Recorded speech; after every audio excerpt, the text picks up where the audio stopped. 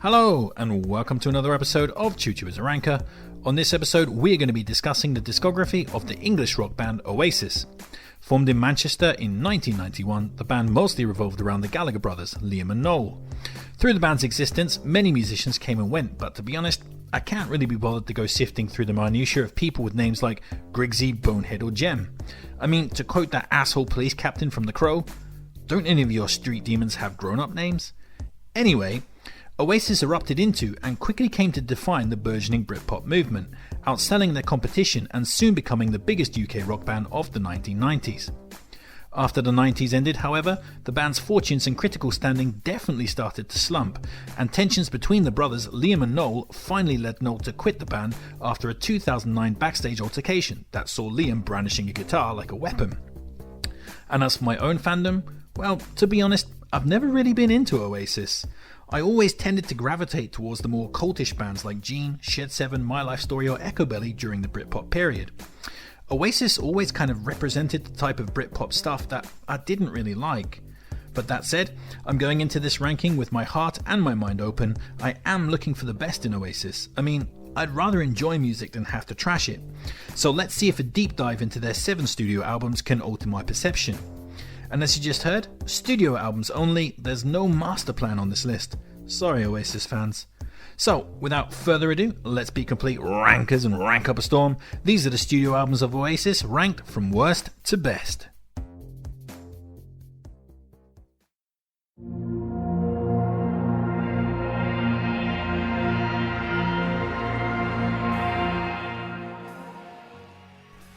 Coming in last place, dead last, we have the fairly atrocious Be Here Now from 1997, which was the band's third LP. And did I say fairly atrocious? I'm definitely going to have to retract the fairly from that statement, as this is an album that not only tries to bore you, but also tries to physically deafen you. I mean, this record is so overblown, loud and relentlessly distorted that listening to it on headphones is a kind of oral torture. It's just so badly produced, and the mix on it is absolute dog shit. I mean, this record was such a colossal disappointment that it's often branded with the tag of being the album that sank Britpop. But overblown, overcooked and overcluttered production isn't the only thing to blame for this album's putrefaction. Another huge damning fault on this is that almost every single track feels like it's a few minutes too long, sometimes significantly more than a few minutes. Which is a shame because there are a few tracks on here that could have been all-time Britpop classics. Stand By Me has a great soaring chorus, and if you dig through the muddy production, I'm fairly sure there's a gorgeous string section in there somewhere. But the song is overcluttered and just overstays its welcome. Likewise, All Around the World is almost great. I mean, it's got all the ingredients of a jaw-dropping ballad, but then it shoots itself not only just in the foot, but in the fucking head, by having like 5 minutes of Liam singing, nah, nah, nah. It's like, why? Why? Well, I'll tell you why. Cocaine. And that's just like a microcosm of this record. Many tracks show potential, but all of them are inevitably ruined by overlength or just head-splitting production, or both. I mean, okay, let's put on my positive hat and try to rescue something from this utter shit show. Okay. Opening track and lead single, Do You Know What I Mean, is pretty good. It has an iconic chorus, and yeah, it is overlong, but as the first track on the album, it doesn't really stick in the craw unlike some of the other tracks. While Fading Out works a bit better than most of the other longer tracks due to some superior atmospheric texturing, some clean breaks and an unconventional structure. I'm also at least a little partial to The Girl in the Dirty Shirt for its almost blur-like typical Britpop glide. But yeah, I mean, ultimately, this is a record I just never want to hear again, like, ever. Like, it really, really fucking sucks. But thankfully, this is the only Oasis record that I straight up loathe. I mean, I'm not sure I can say that I like the next record on this list, but it's a damn sight better than this hot trash, I can tell you that.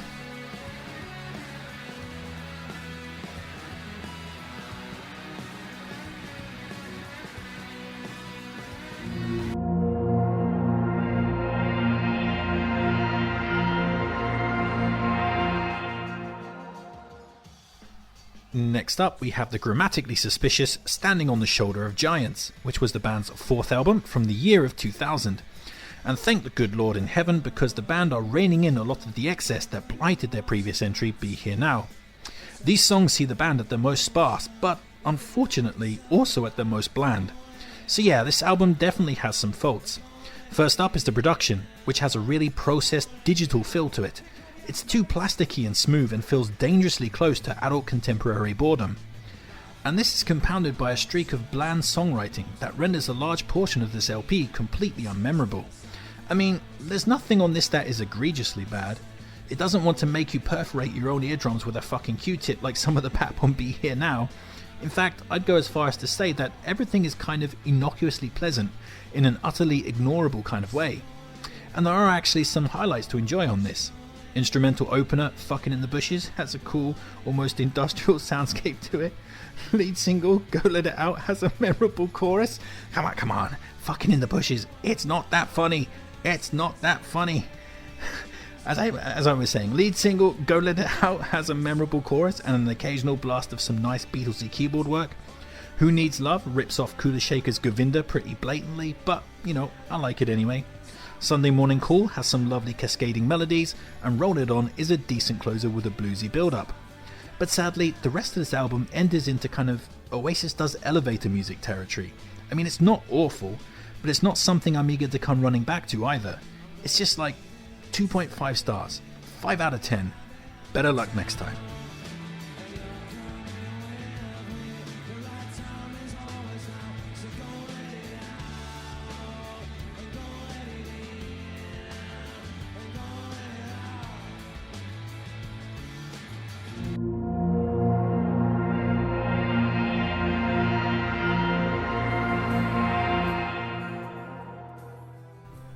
Coming in next, we have Dig Out Your Soul, which was the band's final album from 2008. And here we find the band pulling back on the anthemic stadium rock in favour of more subtle psychedelic texturing. And it works pretty well. This is a decent album of 1960s and 1970s style psychedelia. That said, this record is a bit short on individual highlights, with the overall atmosphere taking precedence over the parts. I mean, this record has precisely none of the band's best songs on it. But that cohesive nature does make it a pleasant listening experience. Minor standouts include Waiting for the Rapture, which has a cool guitar stutter that breathes life into the composition. Shock of the Lightning is actually pretty badass with its thumping drums and swampy groove. I'm Out of Time is a hooky building psychedelic ballad, while Falling Down goes all in on paying homage to the Beatles' Tomorrow Never Knows, which is always nice to hear. So yeah, I mean, this is never going to rearrange anybody's life, but it is a good record, I do enjoy it, and yeah, we are turning a bit of a corner here on this list. Good stuff from here on in, basically.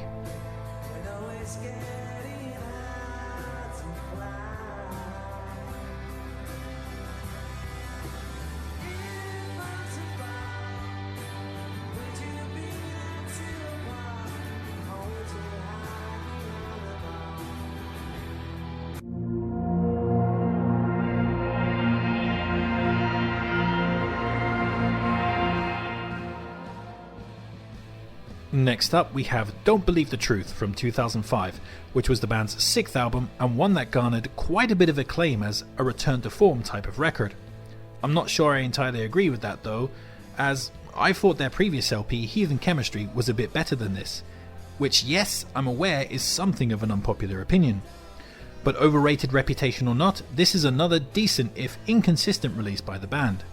And this record sees Oasis put aside their usual distortion in favour of much cleaner soundscapes. And that leads to some really good high spots, such as the breezy catchiness of Layla with its cool sudden chord change in the chorus, or opener Turn Up the Sun's dive into medieval sounding classical guitar riffs. Other highlights include Part of the Queue, which has a nice intensity and an obfuscating chord progression seemingly stolen from Love Will Come Through by Travis. The Importance of Being Idle, meanwhile, impresses with its cool jangle stomp and infectious melodies. But as I said, this record is a little inconsistent and there are a few clunkers to be found lurking in the wings. Love Like a Bomb is throwaway fluff with nothing much to offer. Guess God Thinks I'm Able is an acoustic bass slice of tedium, and Let There Be Love is a meandering closer that feels like the regurgitation of like a million other Oasis ballads. So yeah, you definitely have to take a bit of rough with the smooth on this, but there's also definitely more in the win column than the loss column on this particular LP. It's not an entirely essential release in my opinion, but it's still a decent offering by the band.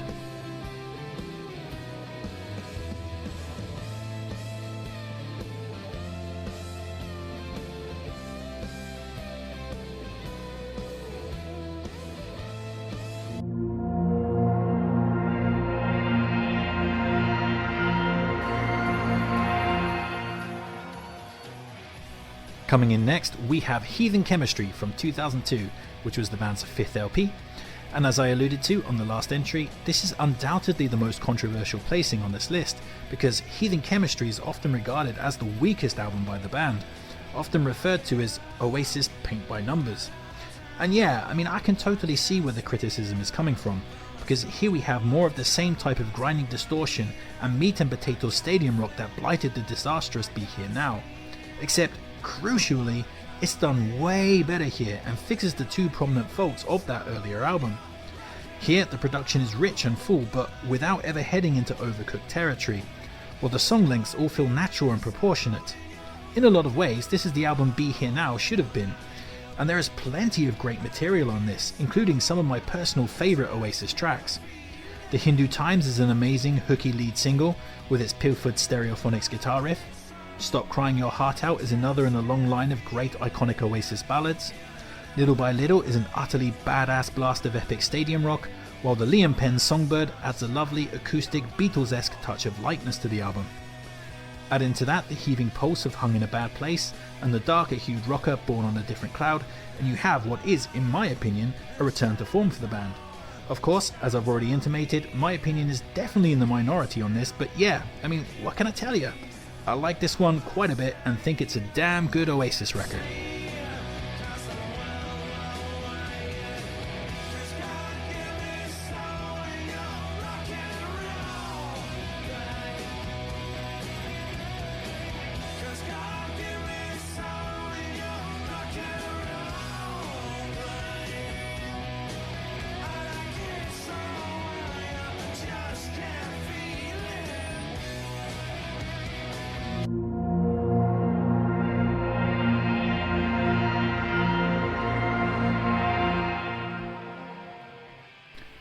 Next up, we have What's the Story Morning Glory from 1995, which was the band's second LP. And yeah, well, you know, shit. What can I tell you about this record that you don't already know? Nothing. Not a damn thing. It was one of the biggest selling albums of the 90s in the UK and is a near flawless 5-star masterpiece. It has an effortless glammy swagger and more truly iconic songs than you can shake a front teeth smashing champagne bottle at. I mean, the track listing is just insane. Kicking off with the Gary I'm Now in Prison for Being a Paedophile glitter pilfering hello, the album takes in the likes of the status quo riffing Britpop classic Roll With It, the overplayed and overrated yet undeniably iconic acoustics of Wonderwall, the grinding distorted glam rock of some might say, the lightness of touch that comes with the super catchy She's Electric, the one I love, REM aping awesomeness that is the title track, and I absolutely love the screaming siren guitars on that one, and the epic bluesy closer Champagne Supernova. It's just a phenomenal LP that, you know, everybody should listen to. Even the lesser known tracks such as Cast No Shadow have some really good atmospheric texturing. But the jewel in the crown, of course, is Don't Look Back in Anger, which is just one of those songs, like Bohemian Rhapsody. Everybody knows it, everybody loves it. The soaringly perfect sing-along chorus, the monster guitar solo that dovetails into one of the most unforgettable drum fills in the history of music. I mean, Jesus, if you haven't air drummed to that drum fill at least once in your life, you are missing out. I mean, it is just a musical moment in time, an absolute legendary classic. So yeah, this is a consistent, immediately nostalgic blast of Britpop that grabs you by the scruff of the neck and just marches you straight back to those endless summers of the mid-90s. Truly excellent stuff.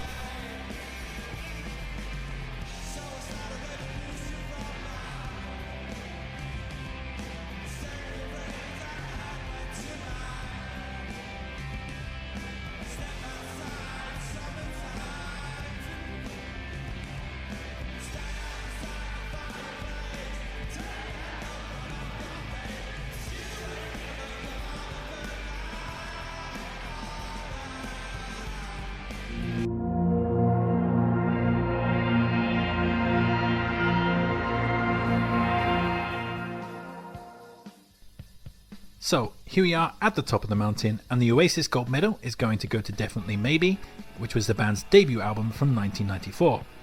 And yeah, it wasn't easy to decide between Definitely Maybe and What's the Story Morning Glory for the best Oasis album. What's the Story has more in the way of iconic hit power, but I do think that Definitely Maybe edges it by having a slightly better consistency and more cohesive atmosphere.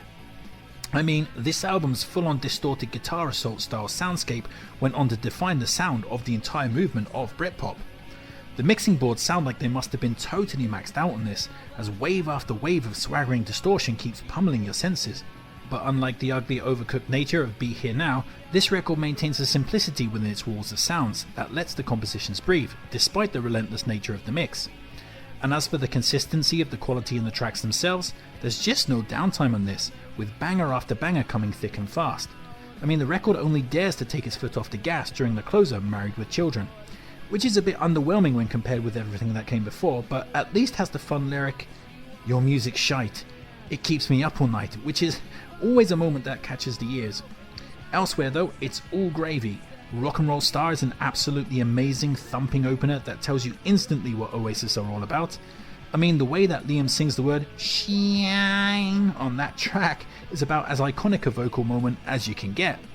Shaker Maker and Live Forever are grooving singles with tons of bravado and wide boy swagger. Up in the Sky has an effortless Britpop glide with its spangly jangle guitars. Columbia has a brooding cool badassery. Supersonic is one of the band's catchiest moments and a defining Britpop single. Cigarettes and Alcohol takes the riff from T-Rex's Get It On and weaves an equally classic tune around it, and Slide Away sets out the template for pretty much every other epic laddish ballad of the Britpop era. It's an absolutely awesome tune. So yeah, for me, definitely Maybe is one of the definitive 5-star Britpop classics, and it is in my opinion the best Oasis record. So, now I've concluded my Oasis adventure, the question is, did I learn to appreciate the band more? Yes I did. In the end, Oasis only had one terrible record. I mean sure, Standing on the Shoulder of Giants was also a little shaky, but everything else ranged from pretty good to absolutely fantastic. And this was, a pretty fun week of music consumption for me. And that's it, that's my Oasis list, but of course that won't be your list, so please sound off in the comment section and tell me how you'd rank these records. Like, share, subscribe and all that other kind of YouTube jazz. Take care of yourself, but most importantly, just keep on ranking.